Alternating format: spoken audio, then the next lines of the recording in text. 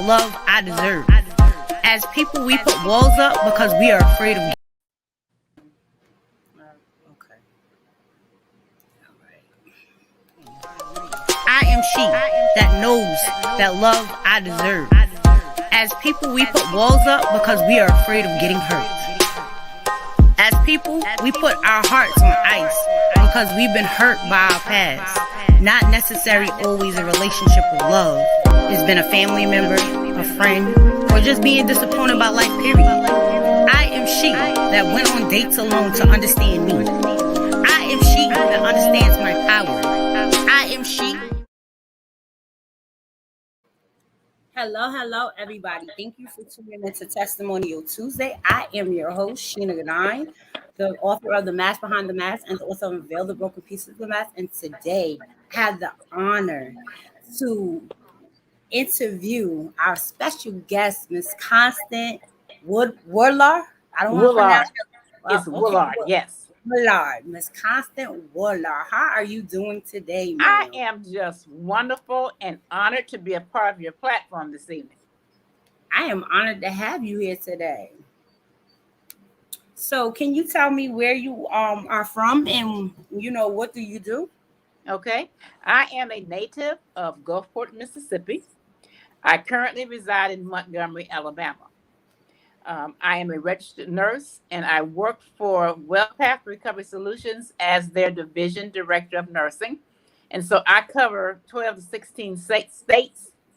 And what we do is we provide mental health services in correctional facilities. So we work with those on competency restoration who may have been committed a crime and could not stand trial due to their lack of competency. We deal with a sexually violent predator. We have some that are just criminally insane that we deal with. And so that's what I do. I'm also a 2-time best-selling author, and I am a keynote motivational speaker. And that's what I enjoy doing. Awesome. And all those many hats and wonderful things that you do to be the vessel to the world. So can you tell me what led you to go into nursing? Nursing was a second career choice for me. I taught school for about 3 years and did not like that. So I went to nursing school and I've never looked back. I've never regretted one day becoming a nurse. And even as a nurse, I'm still an educator. So it covered all those realms for me. So yeah, that's what led me to nursing. That is totally awesome. So can you tell me, this is Testimonial Tuesday. So can you give me some awesome testimony for the viewers to hear? Okay.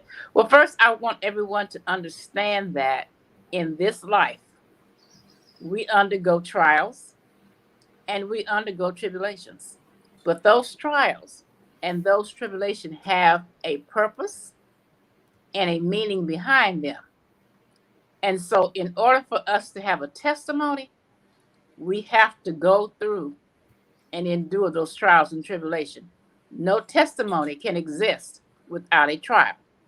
Amen. And so if you look back through biblical history, the testimony that was told or that have been told and are still being told today, there were some trials and tribulations behind it. I mean, look at the children of Israel. They walked along in that desert for 40 years trying to reach the promised land. Those were trials and tribulations, but they did make it to the promised land as was promised to them by God. But they had to go through some things. A lot of times our trials and tribulations are about renewing. They involve a spiritual renewing for us. They also provide some life learned lessons. And the goal is for us to come out stronger and better. And I think it's Marvin Sapp that says, I'm stronger and I'm wiser, much better. That's the purpose of a trial, which leads to a testimony.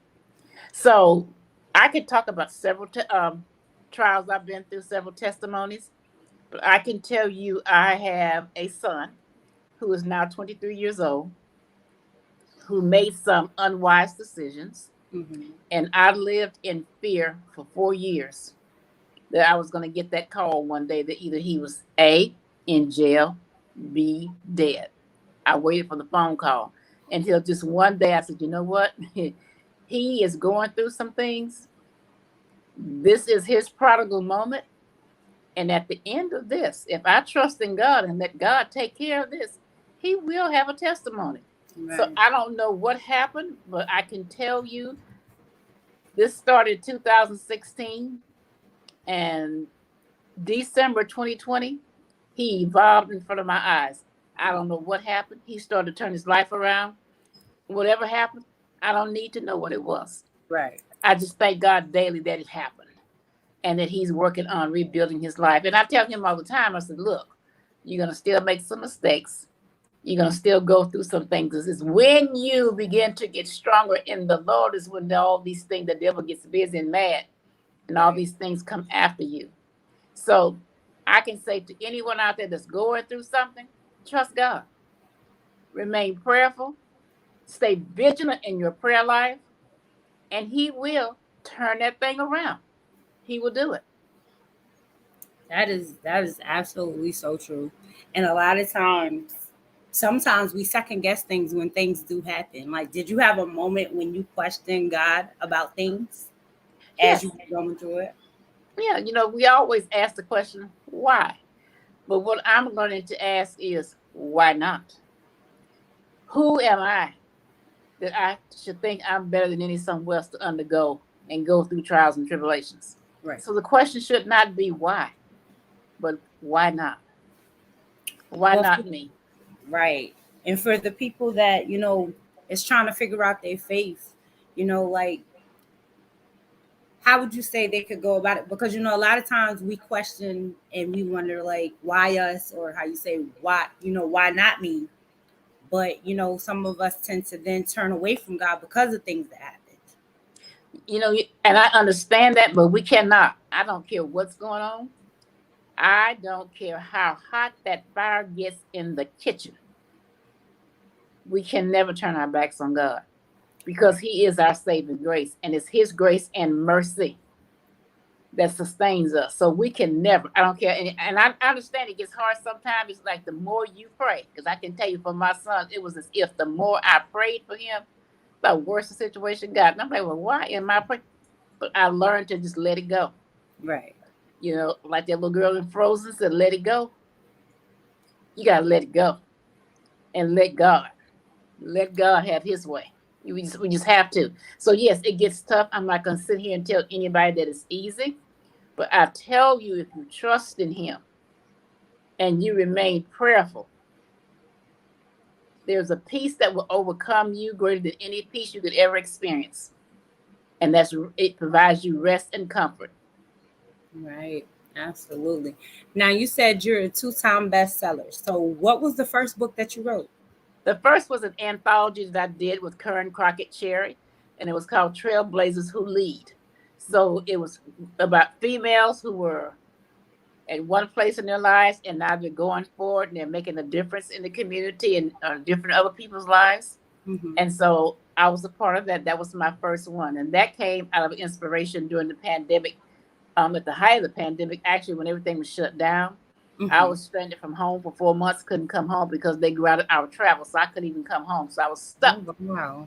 I was stuck in a hotel room. I left there going to stay 4 days.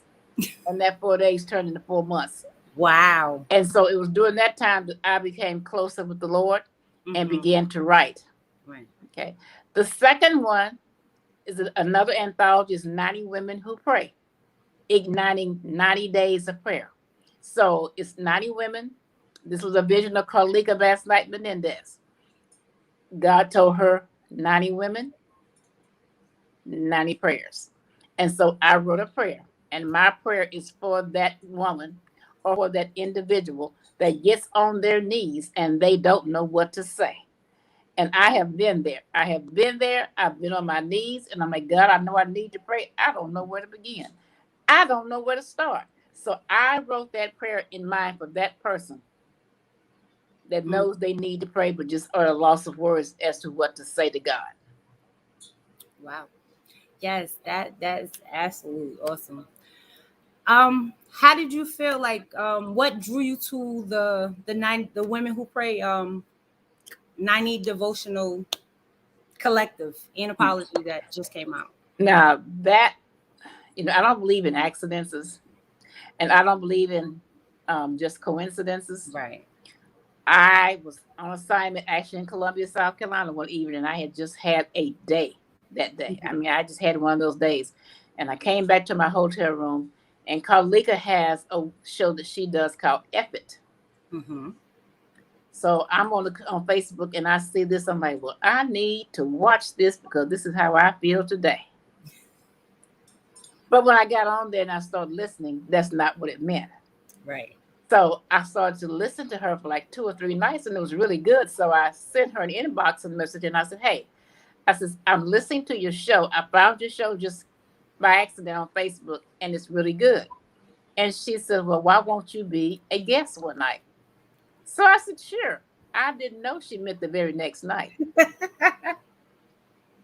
So that's how I got involved. And then she was talking about this book. And so she and I talked about that. So I got involved with that project, and that's what led to that. Awesome. Awesome.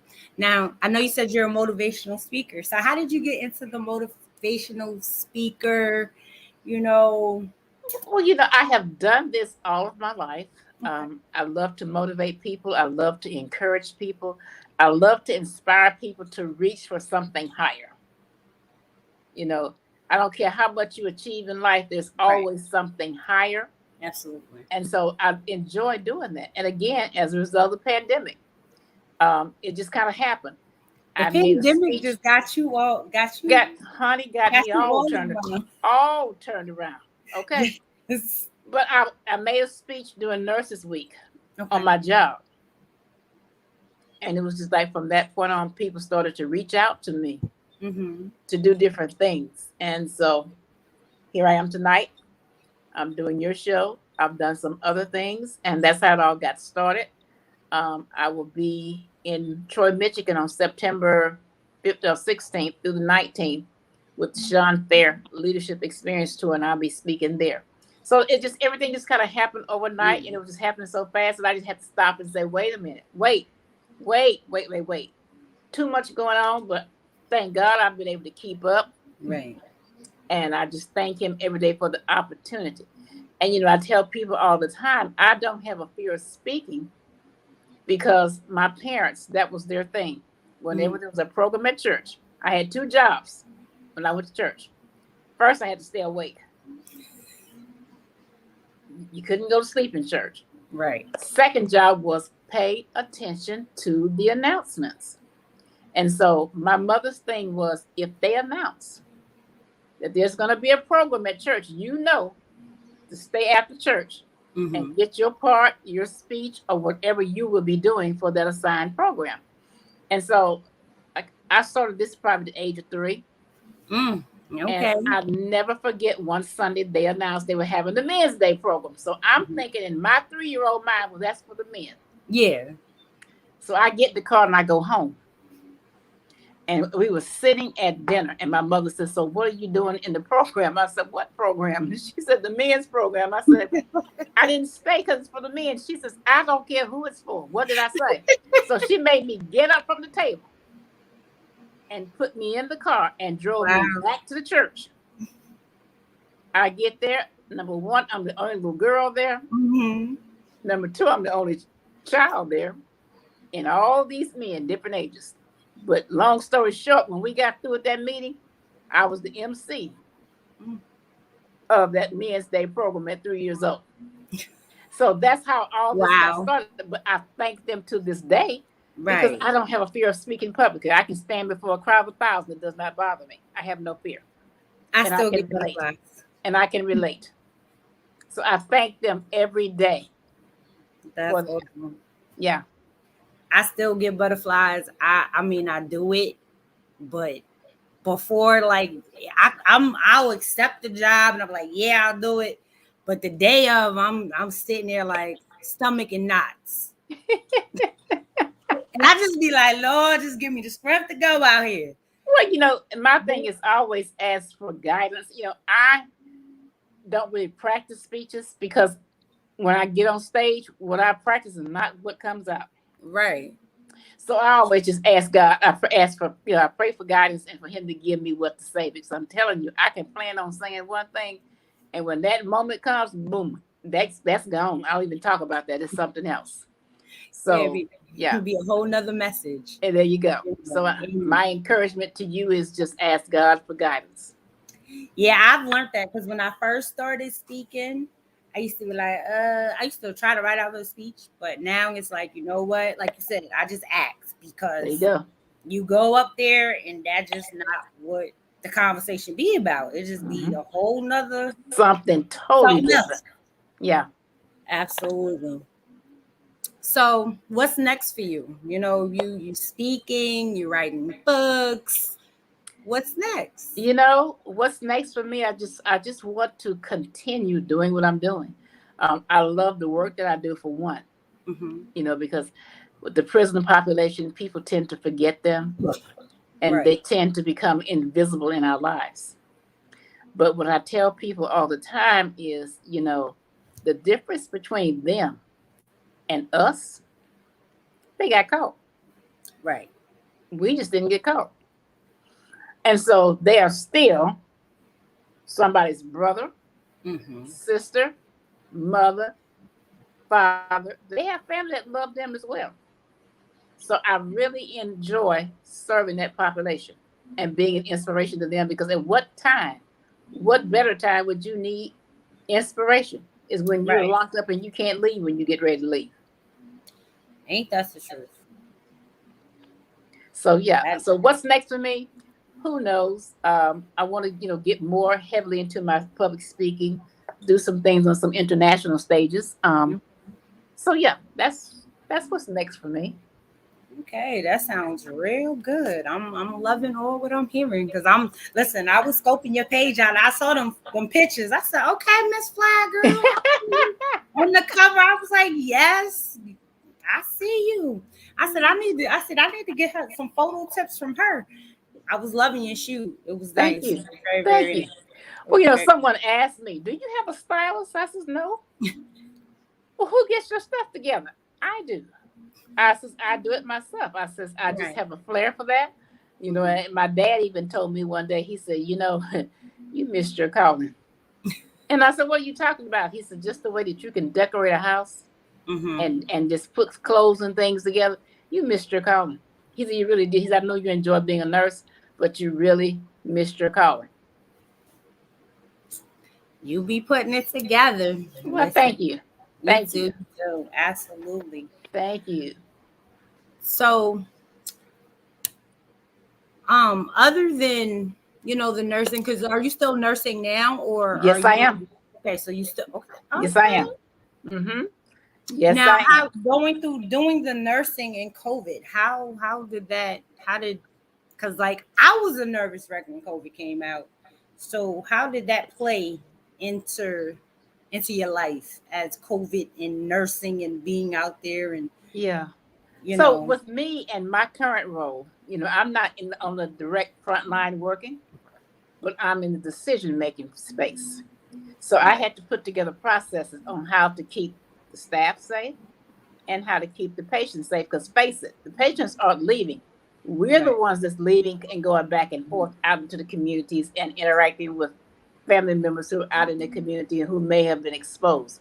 So I Mm-hmm. had to work on putting processes in place to keep things safe. So, prior to COVID, we didn't have a hand wash station at the front door. Yeah. Now all of our sites have hand washing statements at the front door. Somebody's checking your temperature and asking you questions before you go in the building. You go in the building, you wash your hands again. We didn't have those things in place, and now they're in place. And I'm proud to say I was a part of making those things happen. Even as Amen. far as on the units, what staff need to do to protect themselves, and even teach the patients how to wash their hands and explain to them the importance of what's going on. So some education had to be done with them. So yeah, no, I was not a frontline worker, Okay. but I was there, putting things together to make sure we try to keep everyone as safe as possible. Now, being that I know, because with the prison, you able to go in there and speak to them, or you weren't able to go inside the prison while COVID was going on, or Oh, while COVID was going on? When I got stranded, that's where I was at a psychiatric forensic hospital where I was. Gotcha. So yeah, so I had to actually go on to the units to do education, make sure the staff were wearing the proper protective garments, Yeah. doing it properly. So yeah, I was out on the units. Now I was not doing well. Sometimes I did have some face to face with some patients, but not consistently as the nurses on the floor would. So yeah, I actually go inside the facilities even now. I'm going inside. I'm here in Houston, Texas now because I'm going inside a facility tomorrow. Okay. So yeah, I still go in. I'm there. That's just what I do. God bless you. Thank you. And I send prayers because, people that still had to go out and still had to interact, we all have a God-fearing, have faith, but, we still human too. So that's right. Time. That's right. We got to still stay prayed up at all costs. Exactly. Exactly. So if you had to motivate somebody to become the best version of themselves, what would it be? How would you motivate them? Well, first I would have to meet that person and find out where they currently are. What goals do they have for themselves? And sometimes people don't even have goals. They need help establishing goals for themselves. So just trying to figure out what is it that you would like to be. When you were a child, what did you envision yourself being? And I ask that question a lot because we will always be, I don't care how old we get, we will always be that child that we once were. Right. And so I tend to ask people a lot of things surrounding that. And just if they don't have any goals, help them to set some goals. But first, instill within them how they need to have a closer walk with God. There's no way around it. And now a lot of people think that there is no God and they're walking without that. But what they don't know is even though they're saying this, that God still has a relationship with them. Whether he has one, you have one with them, he still has that one with you, and he's watching out and protecting you in the midst of your disobedience. Absolutely. Are you planning on writing a book of your own? Yes, I am. I have some things that I want to get out of the way this year. But January, actually, I have some drafts I'm working on. I'm doing a murder mystery that I wrote that during the pandemic that came to my mind, and I have that almost complete. Okay. And then I'm doing one on my father and his life and his struggles as a Black man in the South during the Civil Rights Movement. Okay. Now, so you're going to put out the murder mystery first, or is your father's story going to be first? The murder mystery, I want to do it first because it's based around Mother's Day. Okay. That's when it happens. The storyline is based around Mother's Day. So I will probably put it out first and then get my dad's out there. Okay. Now, for somebody that's looking to step into the author's role, what are some of the key things you would tell them and the steps to becoming an author? Well, they have different things on LinkedIn. People offer free trainings or what have you. I would participate in those and just kind of, get a feel for what it takes. Some people hire ghostwriters. I have no opinion. Well, I'm not going to say no opinion. I prefer not to do that because to me, if you hire a ghostwriter, are you really putting the story out there yourself?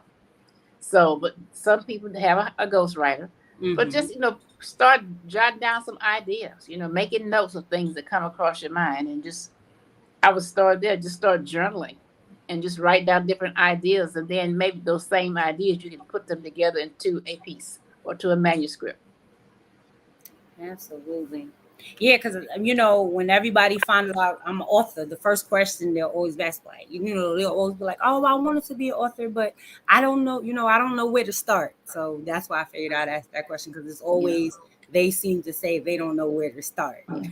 And they also have some rooms on Clubhouse. I ran across one the other night.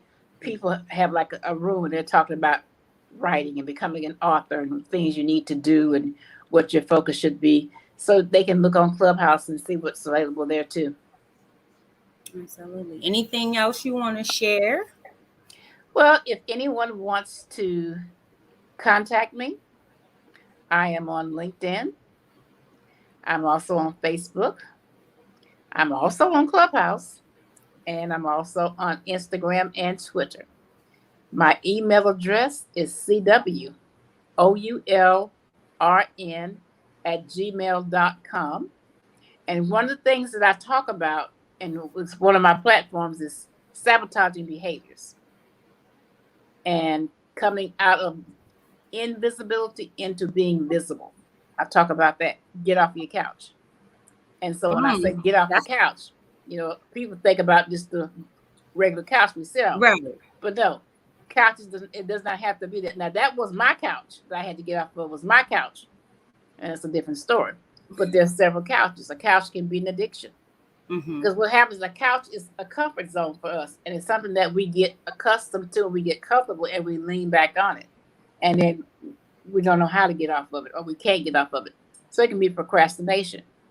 It could be poor use of your resources. It could be a relationship that you're in, a bad relationship that you know is not good for you or the other person, but you refuse to let it go. So couches can encompass many things.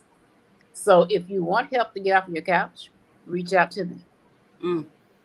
Listen, all them topics is really deep. Listen, self-sabotage, yes.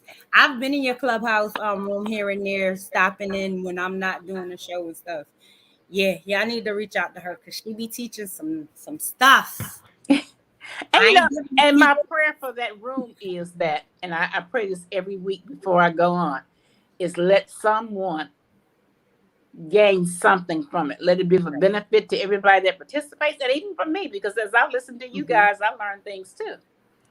And so, especially when I talk about the invisible complex, we can be invisible for a variety of reasons.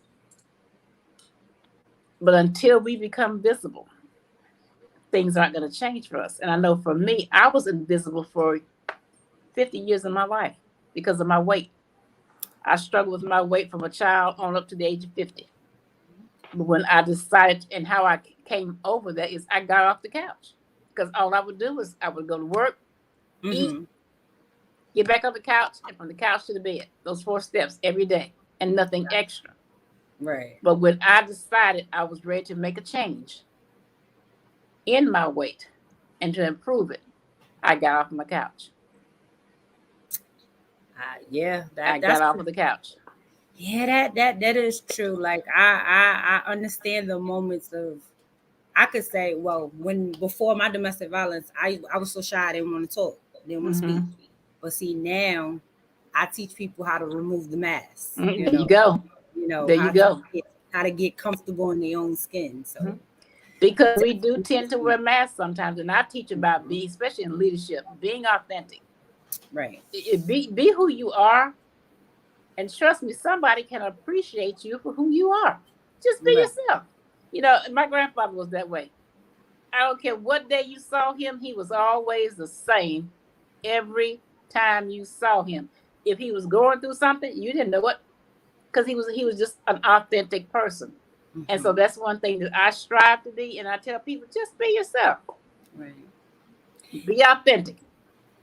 And sometimes I think people have a hard time with that, though, because they're so busy trying to fit into society, or trying to fit with this, and trying to be with this crowd, or trying to gain this attention, or needs to have, especially with social media. Yeah. So, they try to hype up what they're doing to make them look more presentable for certain things. And it's just, like you said, it's not necessary. No, it's not. It's not. So that's one testimony I have as well. Is I got off the couch. And I went from a size 24 to a size 8. You would have never known. And that's what everybody says, well, I would have never known. I wouldn't have, like, seeing your pictures. I would have never heavy all of my life. Wow. All of my life. And it caused me to be invisible. Gotcha. And so I tell people, when you come off of that couch and you peel away those layers, because see, there's always some underlying things that cause it. Correct. So, for me, I thought once I lost the weight, everything was fixed. But no, I still had some underlying issues that occurred that occurred as a result of the weight loss. Mm-hmm. I had to peel those things away to come into being visible. So yeah. Yes. Make sure y'all go on Clubhouse so y'all can learn about self-sabotage. On Mondays. On Mondays. At 8 p.m. Central Standard Time. All right. I hope y'all hear that. Mondays, 8 p.m. Central Standard. Central. Uh-huh. Central if y'all Standard in Time. Eastern, that means it's 9 p.m., okay? Yes. I'm telling you, y'all gonna learn some things. And if y'all want to get off the couch and y'all want some personal interaction, contact her. She on LinkedIn. She's on Clubhouse. She's on Instagram. But look, well, I'm on Twitter. And she's so, on Twitter. Now on Instagram, I'm at the Anointed Educator. Okay. On Instagram. But reach out. Yes. Reach absolutely. Out. It's been an honor to have you on here. Would you like to leave them with a message for today? And then, yes. But we already gave them all your social media, so you can leave them with a message for today. Yeah. Just know that whatever you're going through at this time, that it is a purpose and a meaning behind it.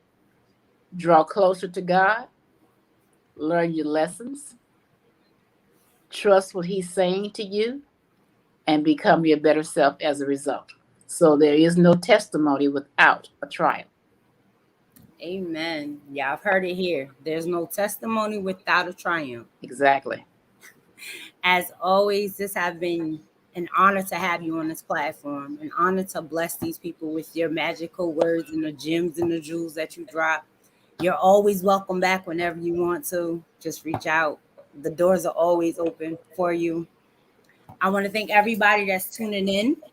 Thank you for tuning in for Testimonial Tuesday. Y'all know we do this 3 Tuesdays out of the month. Oh, okay. So we will be back, not this Tuesday, but the following Tuesday, because, we got to give you that break, that break within all the magic that comes to you. Y'all know that I am having my virtual monologue. So that is October 30th. It is going to be a monologue. It's going to be on private Zoom. It's only $10 a ticket. So just contact me, reach out.